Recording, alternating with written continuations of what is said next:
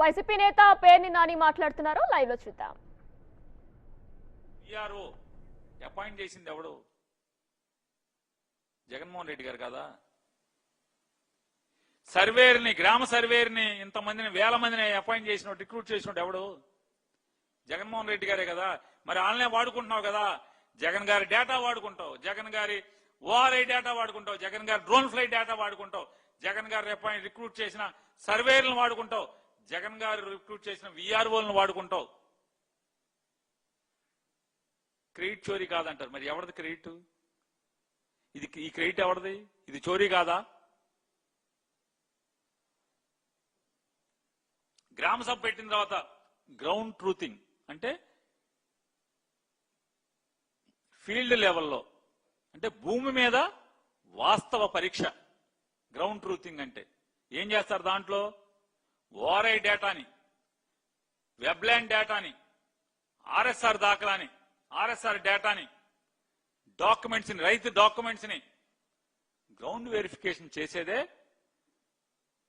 ఈ truthing, ground truthing అనేది. దాన్ని అంటే రైతులకు మీరేం చెప్పారు? ఎవరికి చెప్పలేదు రైతులకి. రైతులు అంటే ఎంత విషం చిమ్ముతున్నావో.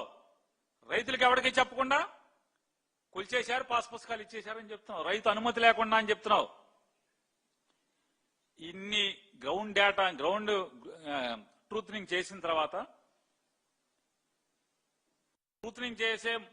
తర్వాత దాంట్లో ఒకవేళ కోర్టు కేసులు ఉంటే దాంట్లోనే అది కింద సబ్ కోర్టు దావా అయితే ఓఎస్ నంబరు, లేదా అది హైకోర్టులో అయితే రిట్ పిటిషన్ నంబరు, ఇదిగో దీంట్లో ఈ కేసు, కోర్టు కేసులు ఉన్నాయి అని చెప్పని రిజిస్టర్ చేసేవాళ్ళు. ఇప్పుడు మీరు అదే పనిలో ఉన్నారు కదా. తర్వాత 9/2 నోటీసు, రైతుకి 9/2 నోటీస్ ఇచ్చి, అయ్యా మేము గ్రౌండ్ ట్రూతింగ్కి వెళ్తే ఇదిగో ఇలా ఉన్నాయి. ప్రతి రైతుకి ఎక్కడ సర్వే జరిగితే మీకు సెంటు ఉంటే సెంటు, పావెకరం ఉంటే పావెకరం, అరెకరం ఉంటే అరెకరం, ఎకరం ఉంటే ఎకరం, లేదా 10 ఎకరాలు ఉంటే 10 ఎకరాలు, ప్రతి రైతుకి కూడా 9/2 నోటీస్ ఇచ్చిన తర్వాతే, 9/2 నోటీస్ ఇచ్చిన తర్వాతే రైతును పిలిచి, అయ్యా ఇదిగో, ఎందుకని 5% వేరియేషన్స్ ఉన్నాయి పాత సర్వేకి ఈ సర్వేకి.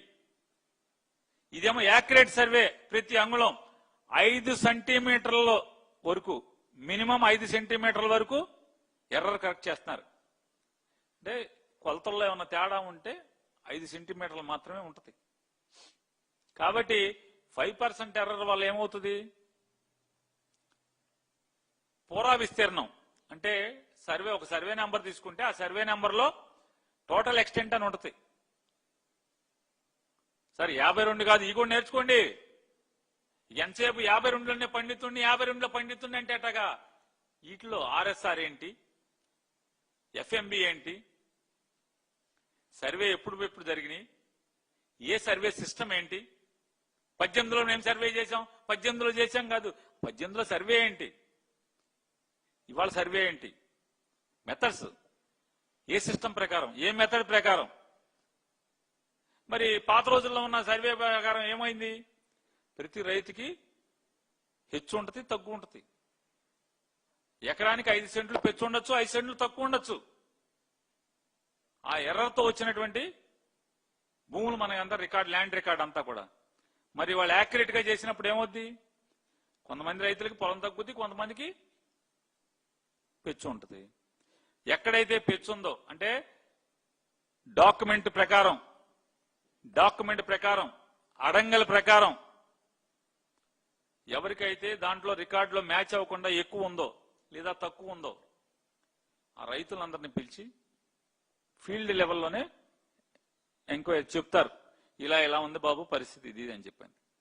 ఎందుకని 5%, ఎకరానికి 5% అంటే 10 ఎకరాలు ఉందనుకోండి, అనగానే సత్యప్రసాద్కి 10 ఎకరాల్లో 5% అంటే 15 50, అరెకరం అయితే తక్కువ ఉంటుంది, అరెకరం తక్కువ రావచ్చు, అరెకరం ఎక్కువ రావచ్చు. ఇప్పుడు సత్యప్రసాద్ గారు ఏం మాట్లాడుతున్నాడు?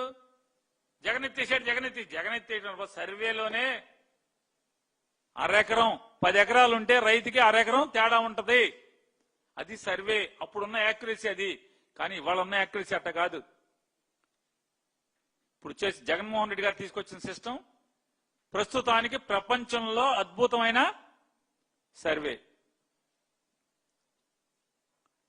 ఈ సర్వే ఇలా అద్భుతమైన సర్వే అని చెప్పి తర్వాత ఎవరెవరు మాట్లాడారో మాట్లాడుకుందాం.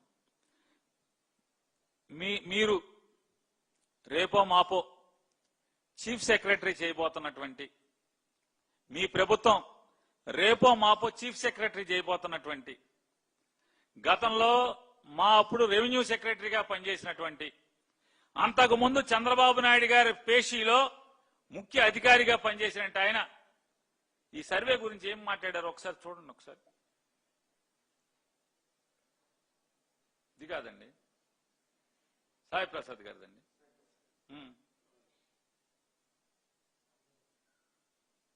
ఆడియో ఏది?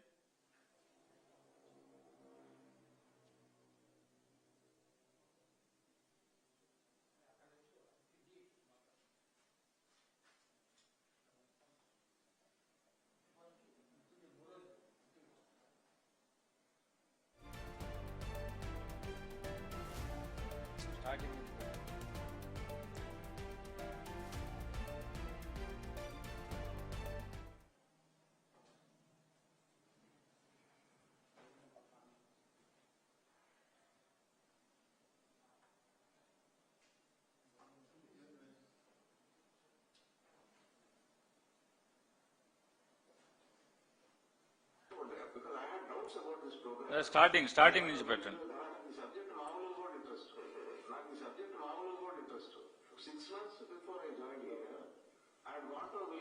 ఒక్క నిమిషం. మరి ఏం చెప్తున్నారంటే, నేను రెవెన్యూ సెక్రటరీగా జగన్మోహన్ రెడ్డి గారి ప్రభుత్వంలో జాయిన్ అయ్యేటప్పటి 6 నెలల ముందు ఏం చెప్పండి.